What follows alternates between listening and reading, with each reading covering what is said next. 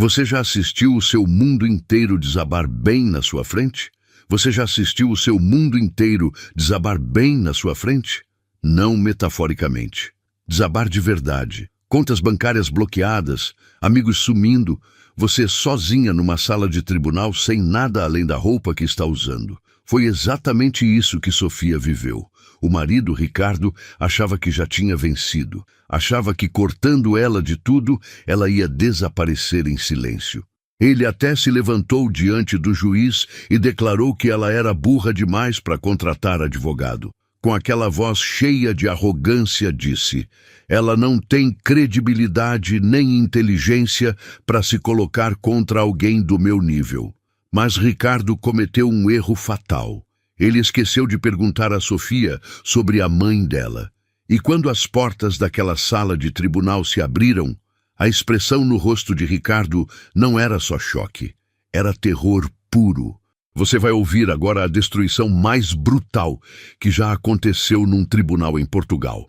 Essa é uma história de traição, de um homem que achava que dinheiro o tornava intocável, e da fúria de uma mãe que nenhuma quantidade de riqueza seria capaz de parar. Antes da gente começar, me faz um favor rápido. Clica no botão de inscrição aqui embaixo para o canal Contos de Eli. A gente traz histórias reais sobre pessoas reais, o tipo que faz você pensar duas vezes antes de tratar alguém mal. E se você curtiu esse conteúdo, deixa um comentário me contando de onde você está assistindo. Eu adoro saber, tá bom? Então vamos lá. O ar dentro da sala 12 do Fórum do Porto era pesado e abafado. Cheirava a madeira velha e papel antigo. Era o cheiro das despedidas, de casamentos se dissolvendo, de vidas sendo separadas em documentos frios. Mas para Ricardo Mendes, aquele ar tinha o cheiro de vitória. Ricardo estava sentado na mesa dos requerentes, ajeitando os punhos do terno importado de Milão. Do lado dele estava o Dr. Vasco Pinto, o advogado mais temido do Porto em causas de divórcio. As pessoas chamavam ele de o martelo, porque quando ele começava a bater, não parava enquanto não estava tudo destruído. Vasco olhou para os documentos com o ar de quem já ganhou. Não importa se ela aparecer, disse ele em voz baixa. Bloqueamos todas as contas conjuntas. Sem dinheiro, não tem advogado. E sem advogado para me enfrentar, ela sai daqui com o que a gente decidir dar. Do outro lado da sala, completamente sozinha, estava Sofia. Ela usava um vestido cinza simples. Não havia pastas na sua frente, nenhum assistente, nenhum copo d'água. Só Sofia, com as mãos entrelaçadas na mesa, os dedos tão apertados que as juntas estavam brancas, os olhos fixos na cadeira vazia do juiz. Olha para ela, Ricardo disse alto o suficiente para toda a galeria ouvir. Patética. É como ver um cordeiro amarrado no matadouro. Sabe o que vem aí, mas não tem nada que possa fazer. O juiz doutor Antônio Soares entrou, a toga esvoaçando atrás dele. Era um homem de feições marcadas e olhos que não perdiam nada. Sem atrasos, sem desculpas, sem encenações. Abriu o processo. Caso Mendes versus Mendes. Dissolução de casamento e partilha de bens. Virou o olhar para Sofia. Senhora Mendes, vejo que está sem representação. Está esperando ser representada. Sim, meritíssimo, disse Sofia com voz suave. Ela já deve estar chegando. O trânsito na rodovia estava muito complicado. Ricardo soltou uma risada alta. O juiz Soares virou a cabeça como um relâmpago. Tem alguma coisa que acha engraçada, senhor Mendes? Vasco se levantou rápido. Peço desculpa, meritíssimo. Tensão acumulada. Controle seu cliente, Dr. Pinto. Este é um tribunal, não um boteco. Voltou-se para Sofia. Se a sua advogada não aparecer nos próximos minutos, vou ter que prosseguir sem ela. Ela não tem ninguém. Ricardo murmurou em voz alta. O pai dela era mecânico, morreu faz anos. A mãe abandonou ela. Não tem família, não tem contatos. Quem é que ela vai chamar um milagre? Meritíssimo. Vasco aproveitou o momento. Pedimos que se prossiga imediatamente com o julgamento. Ela teve meses para se preparar. O juiz Soares suspirou. Alcançou o martelo. Senhora Mendes, lamento. Não podemos continuar adiando. As portas do fundo da sala foram arremessadas com tanta força que bateram nas paredes e o som foi como um trovão. Todo mundo se virou. Na entrada não estava uma advogada local de toga surrada. Estava uma mulher de perto de 68 anos, mas erguida como um mastro de bandeira. Usava um terninho branco que parecia ter custado mais do que o carro de Ricardo. O cabelo prateado estava cortado com uma precisão que gritava poder. Usava óculos escuros que removeu devagar, revelando olhos frios e afiados como vidro partido. Atrás dela, 3 advogados mais jovens com pastas de couro caras se movendo em formação como soldados seguindo uma general.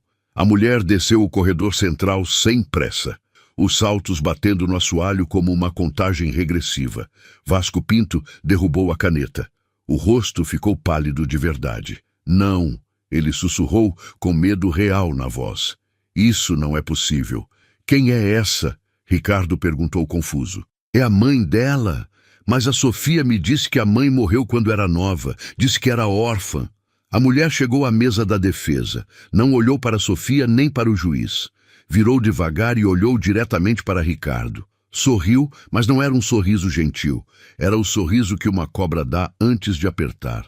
Peço desculpa pelo atraso, meritíssimo, disse ela. A voz suave, refinada, preencheu todos os cantos da sala sem que ela precisasse elevar o tom. Fui atrasada, dando entrada em medidas em Brasília relativas aos extratos financeiros do Sr. Mendes. Levou mais tempo do que o esperado documentar todas as contas ocultas no Luxemburgo e nas Ilhas Cayman. O sangue de Ricardo gelou. O juiz Soares se inclinou para frente. Identificação para o registro, doutora. Helena Ferreira, disse ela com clareza. Sócia-gerente sênior do escritório Ferreira Costa e Associados, com sede em São Paulo, Porto e Londres. Entro no processo como advogada da requerida, a senhora Sofia Mendes. Fez uma pausa. Sou também a mãe dela. O silêncio que se seguiu foi absoluto, total. O tipo de silêncio que cai depois de uma bomba explodir.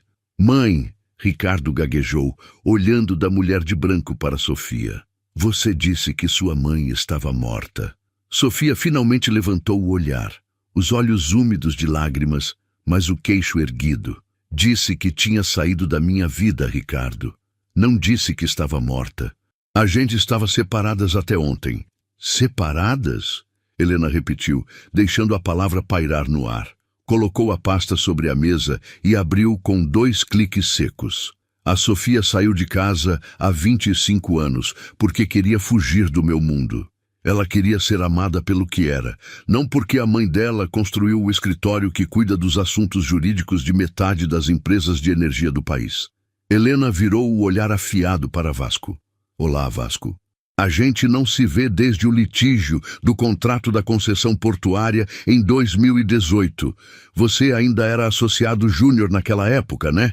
Carregando pasta para os sócios de verdade. Vasco limpou a garganta. O rosto ficou vermelho. Doutora Ferreira, é uma honra. Normalmente cuido de questões constitucionais e direito corporativo internacional, disse Helena sem quebrar o contato visual. Processos de vários milhões. Mas quando minha filha me ligou chorando ontem, dizendo que um gestor de meia carreira, com mais ego do que bom senso, estava tentando destruí-la, Helena fez uma pausa. Decidi fazer uma exceção. Protesto! Ricardo gritou, pulando em pé. Ataque pessoal. Quem essa mulher pensa que é? Senta, senhor Mendes, o juiz Soares tronovou. E desta vez, o tom era completamente diferente. Havia respeito genuíno na voz quando se voltou para Helena. Todo mundo no meio jurídico conhecia o nome Helena Ferreira. Chamavam ela de Rainha de Ferro. Tinha argumentado casos no Supremo Tribunal de Justiça e nunca tinha perdido um desafio constitucional. Doutora Ferreira, o doutor Pinto apresentou um pedido de julgamento imediato baseado na falta de representação da requerida. Sim, vi esse pedido, disse Helena, tirando uma pasta grossa. Foi criativo.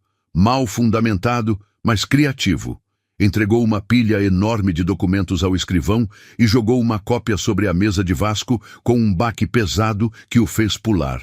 O doutor Pinto alega que minha cliente não tem bens nem legitimidade. Isso agora é irrelevante. O senhor Mendes alega também que os imóveis em questão, a casa no Bonfim, o apartamento em Matozinhos e as carteiras de investimento são protegidos por um pacto antinupcial assinado há 6 anos.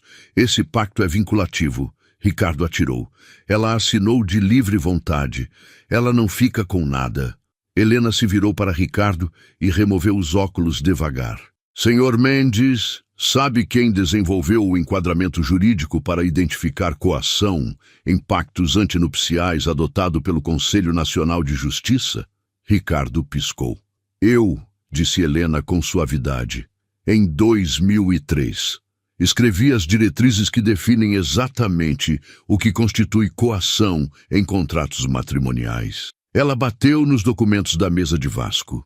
E, de acordo com a declaração jurada que minha filha me deu ontem, completa com os registros do celular dela, o senhor ameaçou mandar pessoas atear fogo na casa da avó dela e machucar a irmã mais nova se ela não assinasse aquele pacto na noite antes do casamento. A sala ficou pasma, um arquejo genuíno da galeria pública.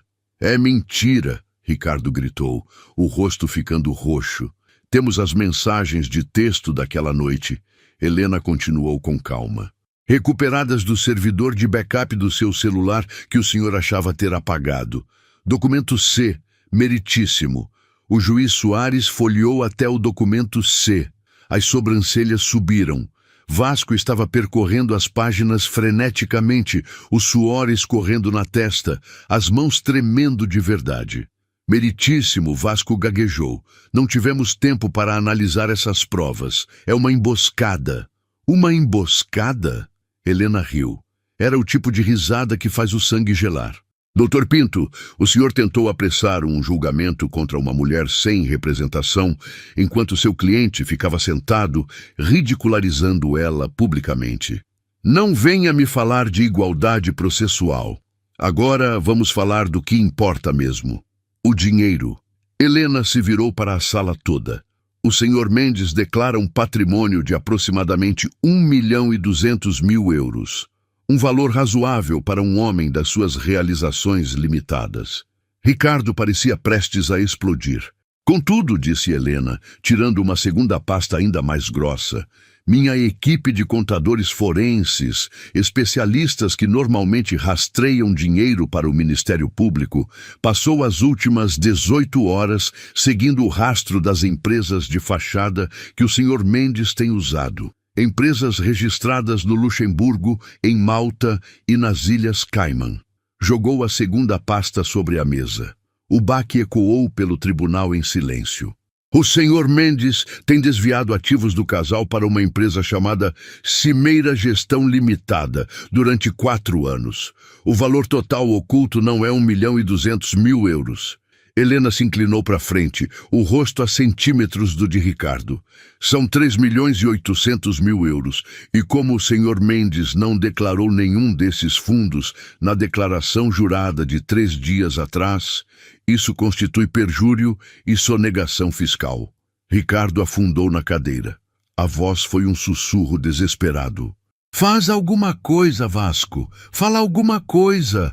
Vasco olhou para os documentos, para o juiz, que agora fitava Ricardo com desagrado não disfarçado. Depois para Helena, que estava calmamente verificando as unhas como se estivesse esperando um ônibus. Preciso de um intervalo, meritíssimo, disse Vasco em voz fraca. Pedido indeferido, disse o juiz Soares imediatamente. Voz dura como ferro. Quero ouvir mais sobre essas contas. Doutora Ferreira, por favor, continue. Helena alisou o paletó. Obrigada, meritíssimo. Mas antes de a gente se aprofundar na fraude, gostaria de abordar como minha cliente foi humilhada aqui hoje. Foi até Sofia e colocou a mão no ombro da filha. Pela primeira vez, Sofia olhou para a mãe e sorriu. Um sorriso de verdade. A esperança atravessando o rosto dela como um amanhecer. Ricardo, disse Helena, a voz descendo para um tom que soava ainda mais perigoso por ser calmo. O senhor ridicularizou minha filha porque achava que ela era fraca. Confundiu a gentileza dela com covardia. Olhou diretamente para ele, os olhos ardendo com fogo frio. Não estou aqui para negociar. Estou aqui para tomar tudo. As casas, os carros, cada euro oculto, a reputação, a dignidade. Vou desmontar a sua vida peça por peça, até que sobre exatamente o que o senhor tentou deixar para minha filha. Nada além de vergonha.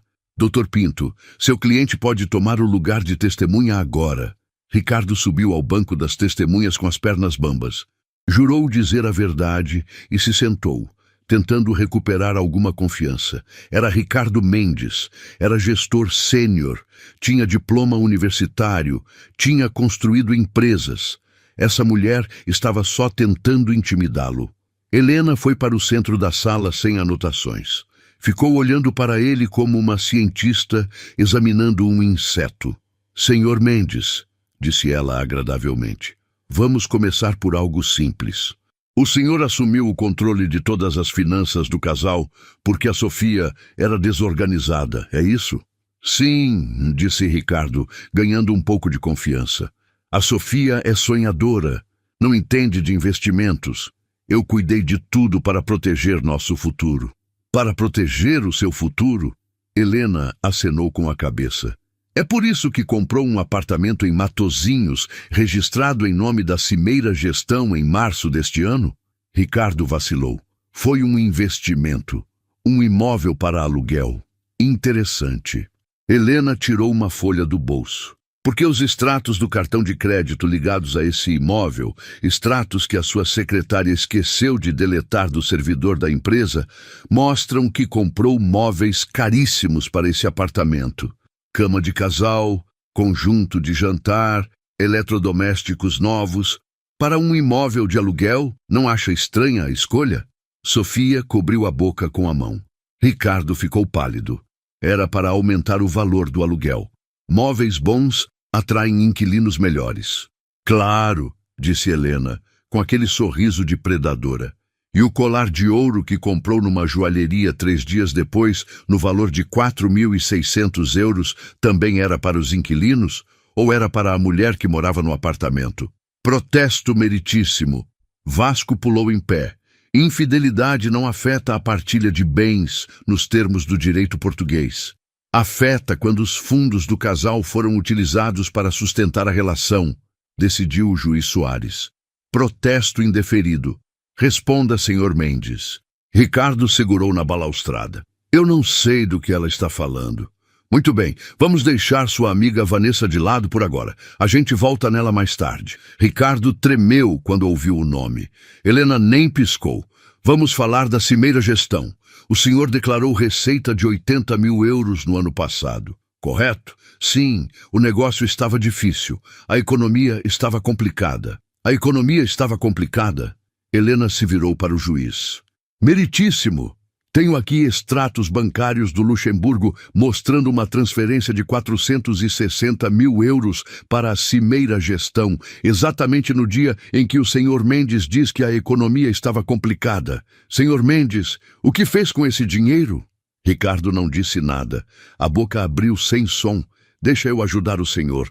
Converteu em Bitcoin. Guardou numa carteira digital, numa caixa de depósito no banco, agência de Gondomar.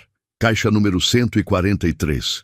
A mandíbula de Ricardo caiu de verdade. Como?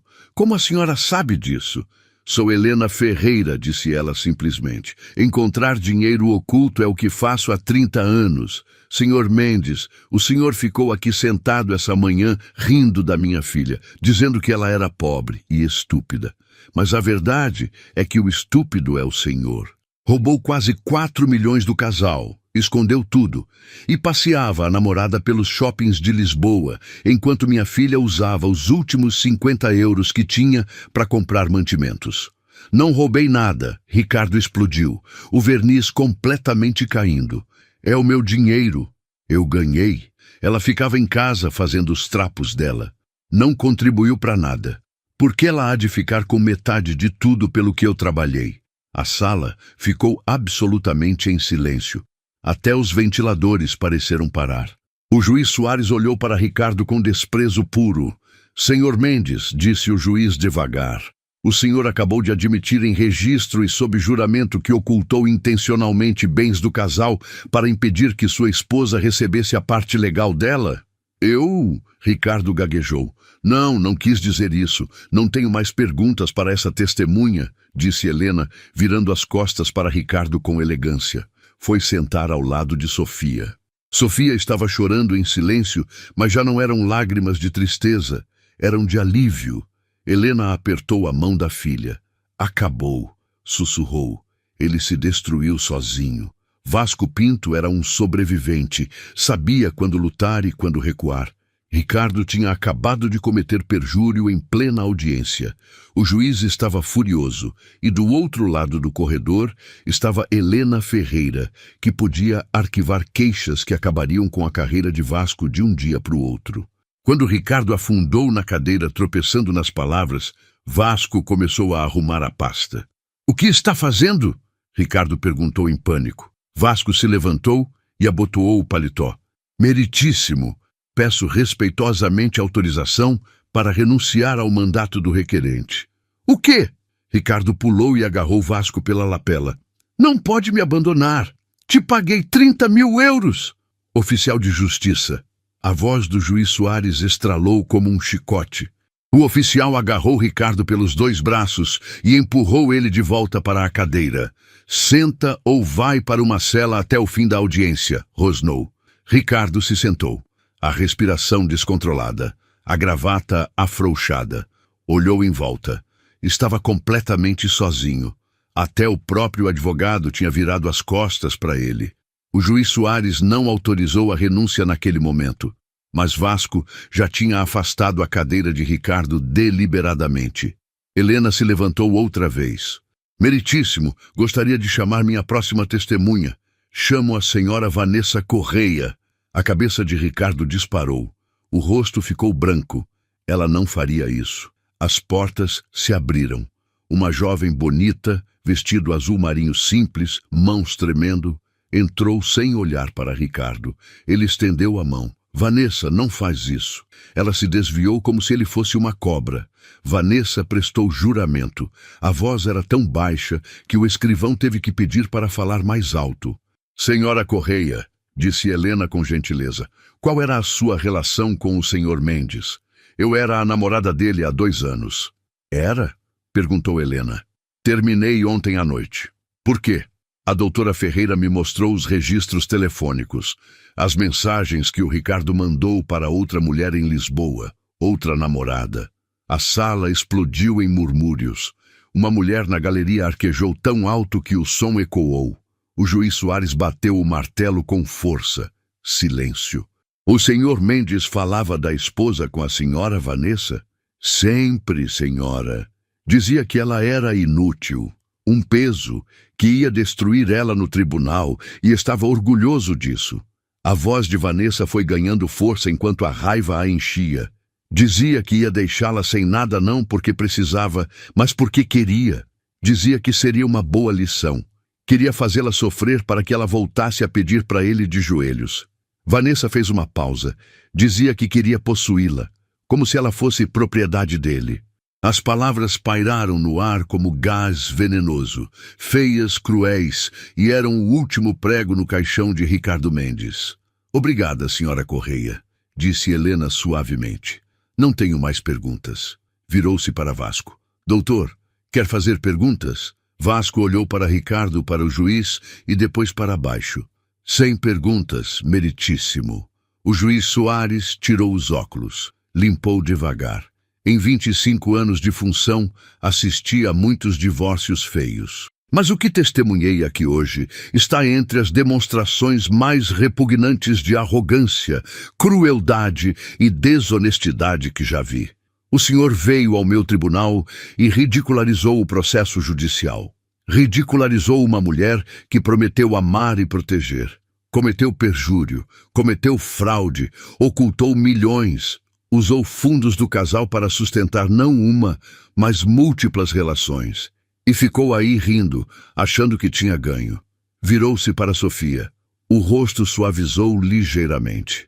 Senhora Mendes, devo uma desculpa à senhora. Este tribunal deveria ter a protegido mais cedo. Sofia acenou com a cabeça através das lágrimas. Emito imediatamente uma liminar provisória. Primeiro, congelo todos os bens do senhor Mendes, da Cimeira Gestão e de qualquer entidade que ele controla. Acesso exclusivo à senhora Mendes e à sua advogada. Ricardo gemeu em voz alta. Segundo, atribuo à senhora Mendes o direito imediato de ocupar a casa conjugal no Bonfim. Senhor Mendes, tem até às 18 horas de hoje para desocupar. Pode levar roupas pessoais e artigos de higiene. Mais nada. Se remover um único objeto, mando prendê-lo por furto. Terceiro, encaminho transcrição completa desses processos ao Ministério Público para investigação por perjúrio, fraude e lavagem de dinheiro. Dr. Pinto, sugiro que coopere plenamente se deseja continuar exercendo a advocacia.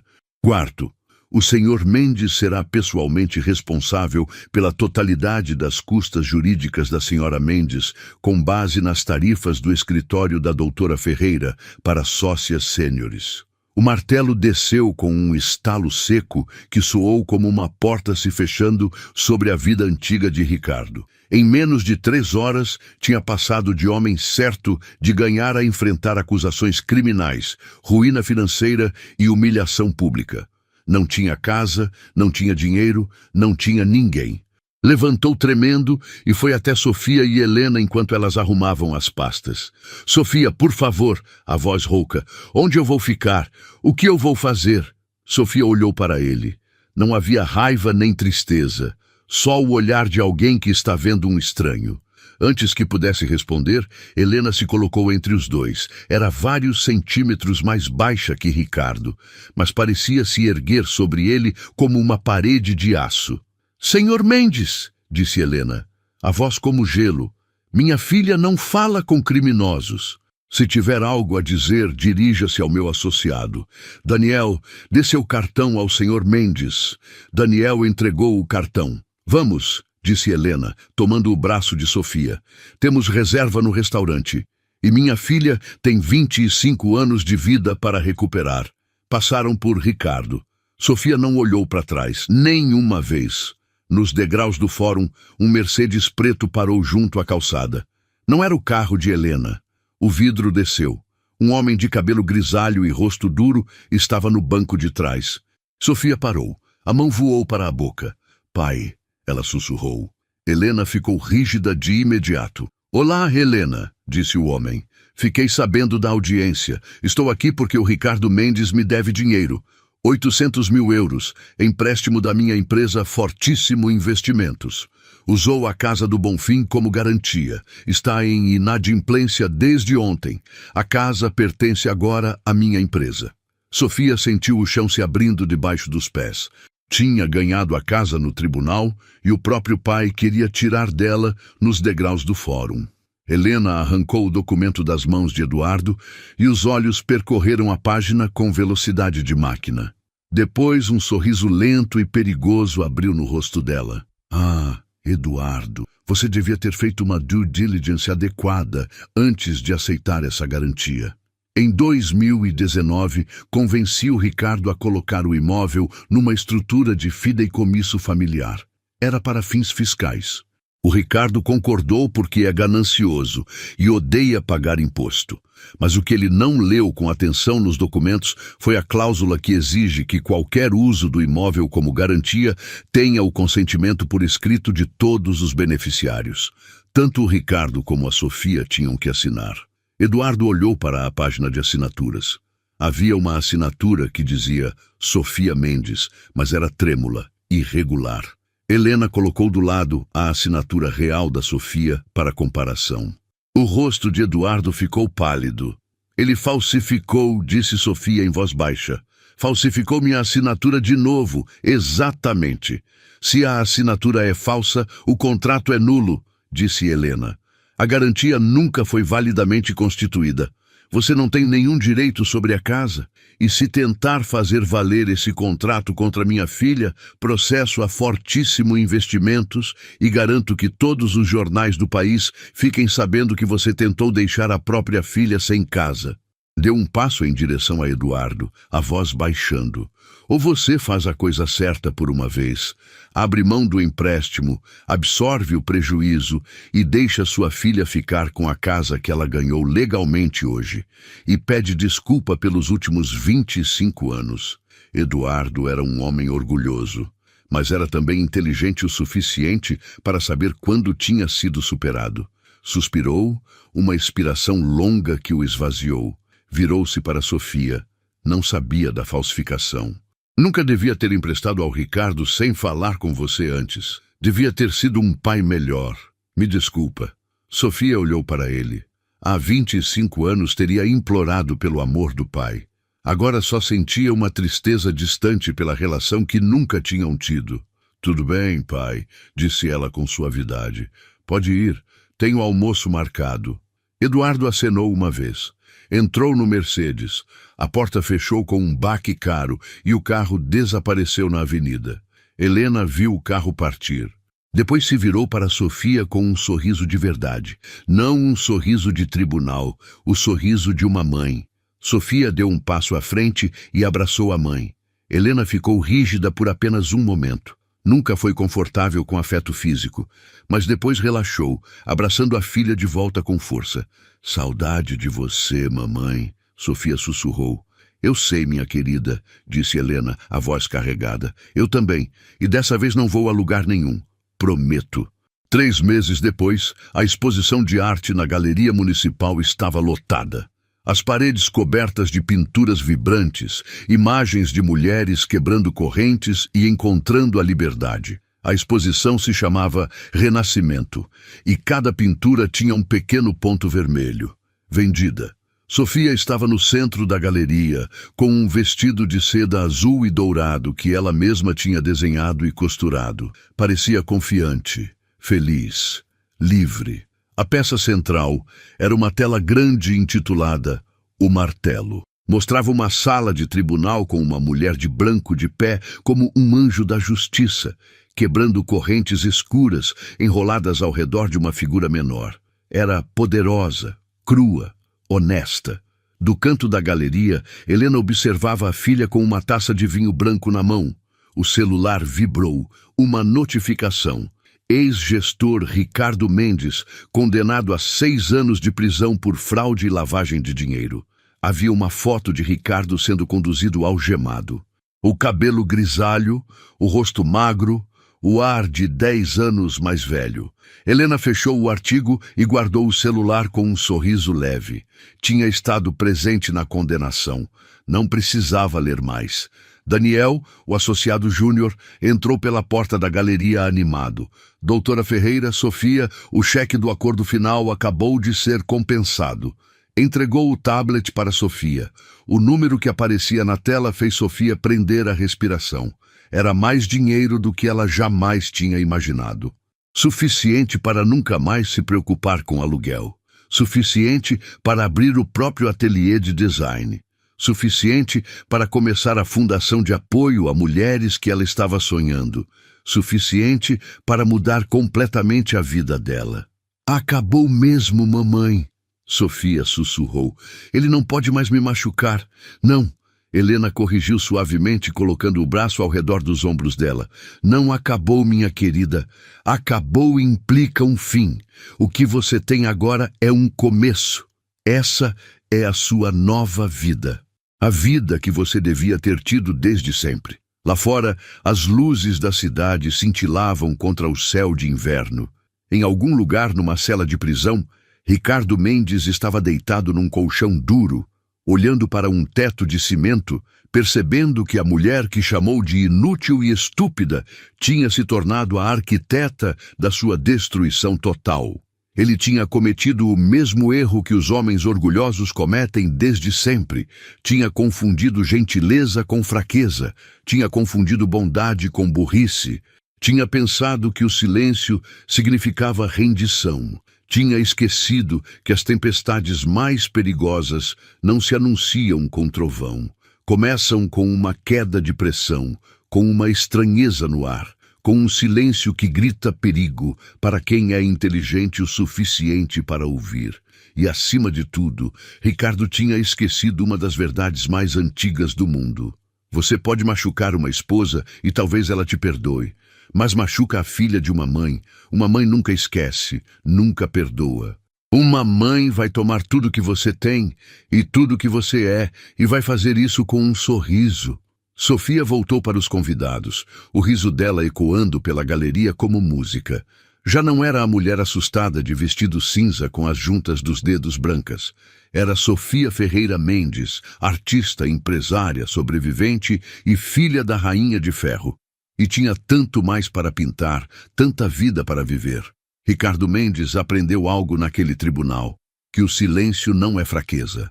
O silêncio é apenas a pausa, antes de alguém recarregar.